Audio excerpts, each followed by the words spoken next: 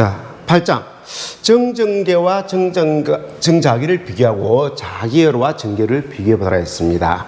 먼저 전하에 의한 전계와 자하에 의한, 다른 말로 자속에 의한 자기의 관계를 살펴보도록 하겠습니다. 자, 모든 전기적인 현상은 전하부터 이루어지죠, 그죠?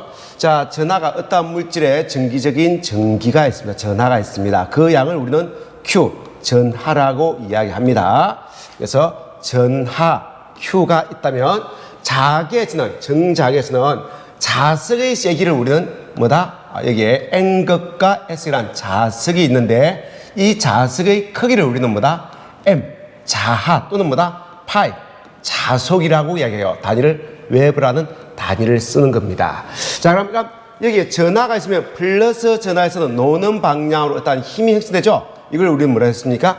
전계라고 이야기하고 E라고 그러고 단위는 볼트 퍼 메다라는 단위를 씁니다. 자, 그래서 이 위치에 플러스 1쿨롱의 전하를 놨을 때 이것이 받는 힘의 세기를 우리는 이 전하에 의한 요즘에서의 전개의 세기 E라고 정의를 했습니다. 마찬가지로 자석에서 N에서 나오는 방향, S에서 들어가는 방향으로 자력스라는 자석에 의한 힘이 노는데, 그래서 M이라는 자극이 있습니다. 자, M이라는 자극을, N극을 우리는 플러스 자극, S극을 뭐다? 마이너스 자극이라고 이야기해요. 그래서 플러스 자극에서 나오는 방향에 역시 자기력선, 힘이 존재해요. 그 힘의 세기를 정의하기 위해서 우리는 플러스 1웹이라는 자극을 놨을 때 이것이 받는 힘의 세기를 우리는 자기장의 세기, 자기의 세기 H라고 정의합니다. 단위는 AT 퍼 메다예요.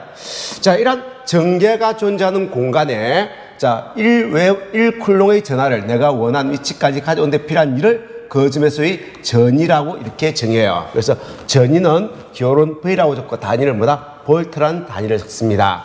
이러한 자기장이 존재하는 공간에 무한원점부터 내가 원하는 거리까지 1웹이라는 자석을 가져오기 위한 필요한 일을 우리는 자위유라고 정의합니다. 그래서 그걸 자위라고 그러고 뮤라고 적고 U라고 적고 단위는 AT라는 단위를 적습니다.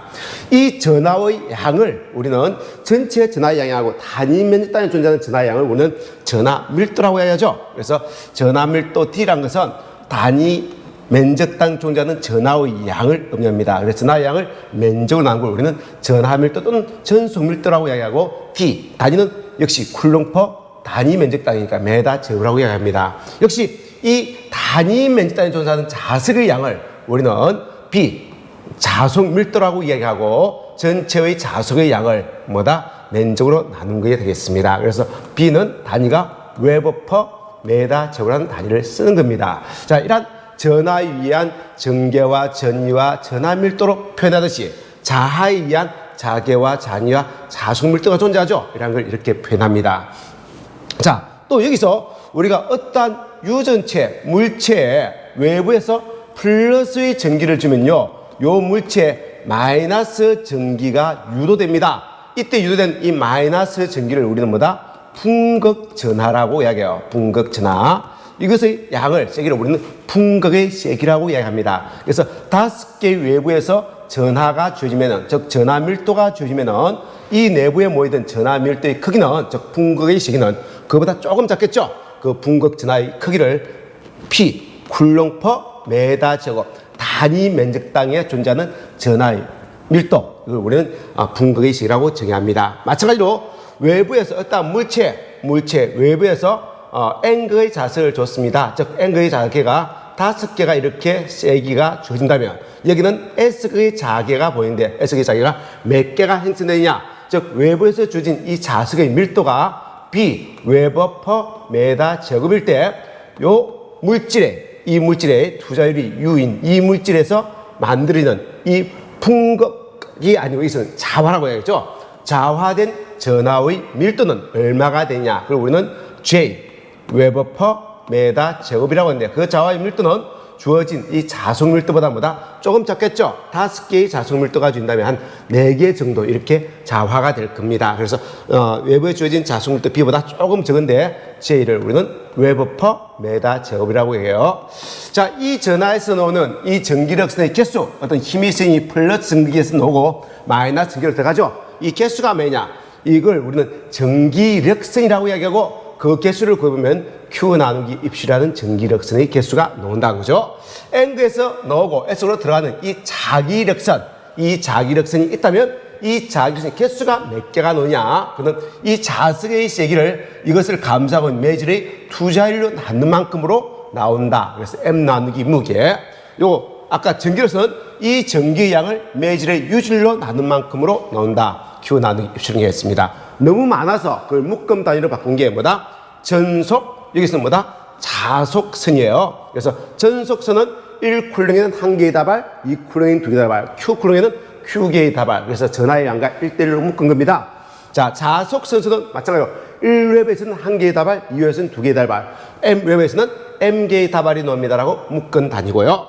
자, 이 전하에서 나오는 이러한 힘을 억제하기 위해서 요 주위에 있는 매질의 값, 억제하는 매질의 값을 우리는 뭐란다? 유전율이라고 이야기해요. 그래서 유전율이 크면 클수록 요 전하에는 똑같은 양의 전하에서는 나오는 선의 개수는 작게 나온다는 거죠. 그래서 그걸 매질의 값을, 이 전기에 대한 매질의 값을 우리는 뭐다? 유전율이라고 그러고, 우리가 생각할 때는 유전율이 클수록 그 전기에서 나오는 힘의 크기가 작아지는구나, 이렇게 생각하시면 되겠습니다. 마찬가지로 이 자석에서 나오는 힘의 선의 개수, 전기력선을 억제하는 힘, 이걸 뭐다? 그 매질의 투자율이라고 이야기하고, 투자율은 US 곱하기 뮤제로 이렇게 정의가 됩니다. 그래서 유전율은 입실론, 투자율은 U라는 거 기억을 하시면 되겠습니다. 자, 전기회로입니다. 전하가 도선을 통해서 흘러갈 때 그 이동량을 우리는 전류라고 이야기하죠. 그래서 이 전류는 인가해 준 전압, 즉 기전력과 또 그 회로의 전기 저항과의 관계를, 우리는 그 관계를 다르게, 자, 자기에 의한 자하가 자루를 통해서, 즉 자유를 통해서 흘러가진 않지만 진짜 실제 발생된 건 아니에요. 그러면 자속이 발생하여 흘러간다라고 가정하고, 이 자기 회로상의 자속과 기자력 그리고 자기 저항과의 관계를 서로 비교 설명한 게 되겠습니다. 자, 전기회로는 이렇게 설명하죠. V는 뭐다? 우리가 전기를 밀어주는 전기적 압력을 우리는 V, 이걸 우리는 기전력이라고 이야기하고, 여기에 우리 저항 R을 이렇게 달아놓으면은, 전기저항을 달아놓으면은 흘러가는 전류 R은, 이 회로에 흘러가는 전류 R은 전압 나누기 전류만큼의 전류가 흘러갑니다, 이렇게 이야기하죠. 그죠? 자, 이때 요 전선이 가지는 저항도 있지 않습니까? 그래서 전선이 가지는 저항은 고유저항 곱하기 탄면적 분지 L로 구하는데, 이 고유저항과 도전율은 서로 역수관계예요. 그래서 우리는 이렇게 표현하죠. KS 분지 L, 도전율 곱하기 면적 분지 L이 이 전선이 가지는 저항값이다, 이렇게 설명할 수 있고, 이때 흘러가는 전류를, 이 전체의 전류를 전체의 면적으로 나눈 것을 우리는 뭐란다? 전류 밀도, 이렇게 정의를 하고 있습니다. 자, 자기회로에서는 이렇게 정의한다는 거죠. 우리가 자루에다가, 전선이 아닌 자루에다가 코일을 이렇게 쭉 감고 여기에 I라는 전류를 인가하면 내부에 뭐다? 파이라는 자숙이 만들어지고, 이 자숙의 흐름을 방해하는 것을 우리는 뭐다? 자기저항이라고 이야기한다. 이때 흘러가는 자속 파이는 이걸 밀어주는 전기적인, 이걸 만들어주는 기자력 F는 B라고, 그것을 방해하는 자기저항은 반비례한다. 그래서 이거하고 똑같지 않습니까? 그럼 전류가 있다면 뭐가 있고요? 요 회로에 전류가 있다면 자기회로에서는 자속이 있고, 자, 여기에 기자력이, 여기 전압이 있다면, 즉 기전력이 있다면 자기회로에서는 뭐가 있다? 기자력 F가 존재하고, 전기저항이 있다면 자기저항이 있는데, 이때 이 회로의 자기저항 Rlem은 이렇게 정의가 돼요. 뮤 S 분지 L로 정의가 됩니다. 그래서 투자율의 반비례하는 값을 가져요. 그러면 요거하고 두 개 비교하니까 SL, SL은 똑같고, K하고 요 뮤가 대응되는 관계네. 그래서 도전율과 대응되는 관계가 뭐가 있다? 투자율이 있다는 거죠. 그래서 전결에서 도전율이 있다면, 전선의 도전율이 있다면, 자기로서는 자루의 뭐다? 투자율이 있다. 이게 서로 대응되는 관계다, 이렇게 이야기하는 거예요. 그래서 여러분들이 조심할 거는, 전기회로와 자기의 관계를 서로 비교할 때, 자기회로에서 자속이 있다면 전기회로에서는 뭐가 있다고요? 전속이 있다. 이게 잘못된 거죠. 뭐가 있다? 전류가 있는 거고요. 그리고 자기회로에서의 자속 밀도가 있다면 전기회로에서는 뭐다? 전속 밀도가 있다. 잘못된 거죠.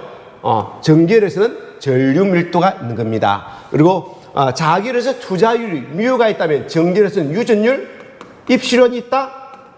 이건 잘못된 거죠.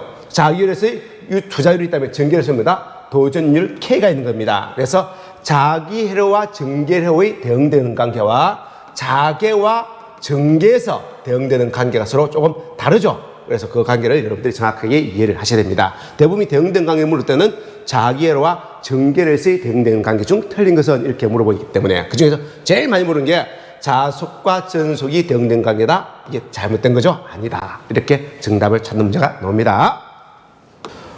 지구도 하나의 거대한 자석이에요. 그래서 아래쪽이 N극이고요. 위쪽이 뭐다? S극입니다. 그래서 N극에서 S로 자력선이 이렇게 형성되어 있는데 우리가 방향을 찾기 위해서 나침반을 쓰지 않습니까? 나침반의 N극이라는 자석은 S극을 가리키고요.